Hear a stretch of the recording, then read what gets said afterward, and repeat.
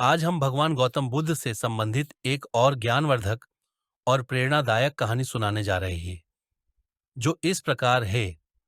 धन धान्य से भरपूर कौशाम्बी नगर में भगवान गौतम बुद्ध निवास कर रहे थे, जहां वे शांति और करुणा का प्रचार कर रहे थे।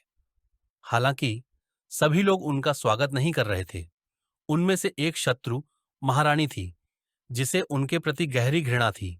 उसकी नफरत के कारण केवल वह जानती थी, लेकिन उसकी क्रियाएं जानबूझकर थीं। वह बुद्ध को अपमानित और अपमानित करने की कोशिश करती थी, ताकि वह उनके उपदेशों को नीचा दिखा सके और उनकी प्रतिष्ठा को कम सके। महारानी की शत्रुता तब बढ़ गई जब उसने अपनी वफादार सेवकों को बुद्ध के पीछे लगाने का आदेश दिया।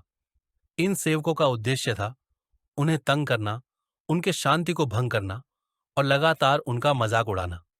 इसके बावजूद बुद्ध शांत, संयमित और अडिग बने रहे। उनकी चुप्पी और अस्थिरता ने उनके विरोधियों को चकित कर दिया, लेकिन उन्होंने अपनी कोशिशें नहीं छोड़ी।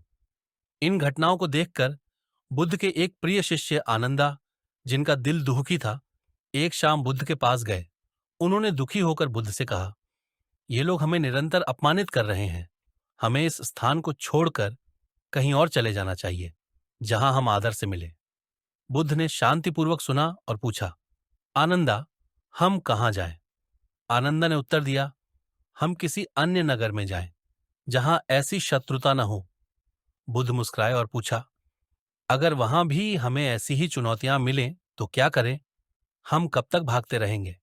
समस्याएं न तो स्थानों में हैं और न ही लोगों में, बल्कि हमारे भीतर हैं, जो इनका सामना करने से डरते हैं। भागने से हम केवल समस्या को टालते हैं। बुद्ध ने समझाया कि अपमान और चुनौतियां जीवन का हिस्सा हैं।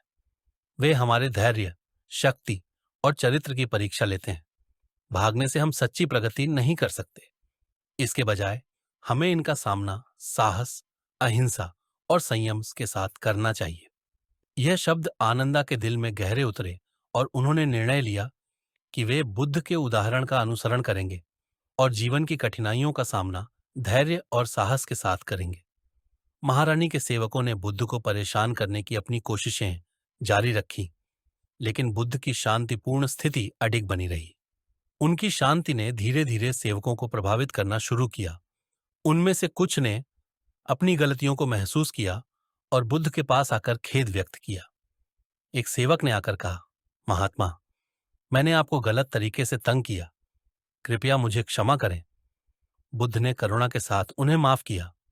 माफ करने की कोई बात नहीं, उन्होंने कहा। तुम्हारी क्रियाएं तुम्हारी अपनी नहीं थीं, वे आदेशों से प्रेरित थीं। अब जब तुमने सत्य को समझ लिया है, तो तुम मुक्त हो। यह बदलाव धीरे धीरे अधिक सेवकों में फैलने लगा और वे बुद्ध के उपदेशों में रुचि लेने लगे। यहां तक कि महारानी भी इस परिवर्तन से अछूती नहीं रह सकी। उन्हें जब यह खबर मिली कि उनके सेवकों का दिल बुद्ध की करुणा और धैर्य से बदल गया है, तो वह स्वयं उनसे मिलने आईं। जब महारानी ने बुद्ध से मुलाकात की, तो उन्हें उम्मीद थी कि वह एक पराजित व्यक्ति को देखेंगे, लेकिन इसके विपरीत उन्होंने एक शांति और ज्ञान से भरे हुए व्यक्ति को देखा।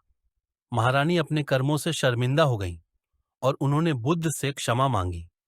बुद्ध ने उन्हें भी माफ कर दिया और कहा, द्वेष द्वेष से समाप्त नहीं होता, बल्कि प्रेम और समझ से समाप्त होता है।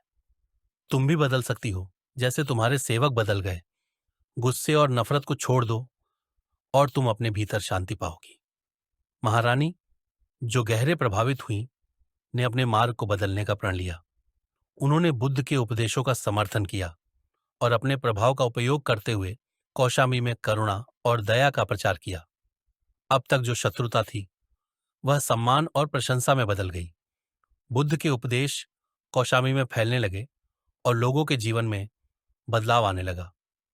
यह घटना बुद्ध का शाश्वत संदेश देती है। जीवन में चुनौतियां और कठिनाइयां अनिवार्य हैं। भागने से हम केवल दुखों को बढ़ाते हैं।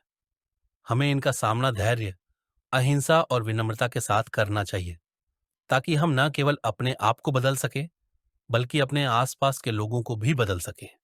कौशाम्बी में महारानी और उनके सेवकों का परिवर्तन एक महत्वपूर्ण मोड़ साबित हुआ। उनका नया दृष्टिकोण न केवल व्यक्तियों को प्रभावित करता था, बल्कि नगर की प्रशासनिक नीतियों में भी बदलाव आया।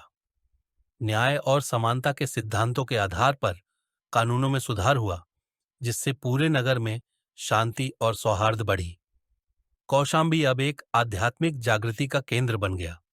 बुद्ध का संदेश यह था कि हमें चुनौतियों का सामना साहस और विनम्रता के साथ करना चाहिए, ताकि हम न केवल अपने जीवन को बेहतर बना सकें, बल्कि दूसरों की भी मदद कर सकें। बुद्ध के अविचलित साहस और शत्रुता को शांति में बदलने की क्षमता ने आनंदा को सिखाया कि सच्ची शक्ति चुनौतियों से भागने में नहीं, बल्कि उनका साहस और धैर्य के साथ सामना करने में है।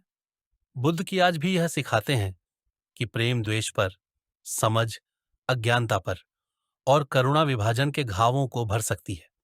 उनके संदेश की प्रासंगिकता आज भी उतनी ही मजबूत है और यह हमें एकता और सौहार्द की ओर मार्गदर्शन करता है।